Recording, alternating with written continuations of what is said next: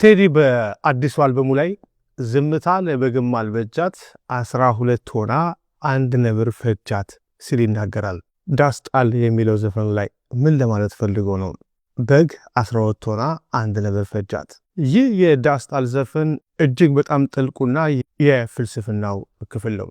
ዝምታ ለበግም አልበጃት 12 ሆና አንድ ነብር ፈጃት። ይህ የዘመናችን ዝምተኛ አብላጫ ወይም ደግሞ ሳይለንት ማጆሪቲ የምንለውን ቁልጭ አድርጎ የሚያሳይ የፖለቲካ ትንተና ነው። 12 በጎች በአንድ ላይ ቢተባበሩና ድምፃቸውን ቢያሰሙ ወይም ደግሞ አቋም ቢወስዱ አንዱን ነብር ማባረር ወይንም ቢያንስ እንዳይበላቸው መከላከል ይችሉ ነበር።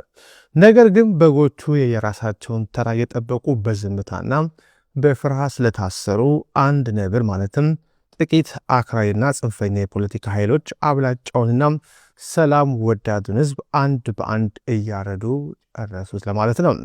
የብሪታንያው ፖለቲከኛ ኤድመንድ በርክ ክፋት እንዲያሸንፍ የሚያስፈልገው ብቸኛ ነገር ጥሩ ሰዎች ዝም ብለው መቀመጣቸው ነው ያለው እዚህ ጋር በትክክል ይገጥማል። በተጨማሪም ቴዲ አባቶቻችን በመርዝ ጋዝ ማለትም የፋሽስት የጣሊያ ኬሚካል መሳሪያ ያለቁለትን ሰንደቅ ዓላማ ዛሬ የራሳችን ልጆች ሲረግጡት ገና አሁን ዳግም ሞቱ በማለት የዘመኑን አፍራሽ ትርክት በጽኑ ይኮንናል። እስኪ ዘፈኑን በስፋት ተንትነነዋል። በዛሀበሻ 251 ዩቲዩብ ቻናል ላይ ሙሉን የዘፈኑን ሪቪው ተመልከቱ። ዳስጣል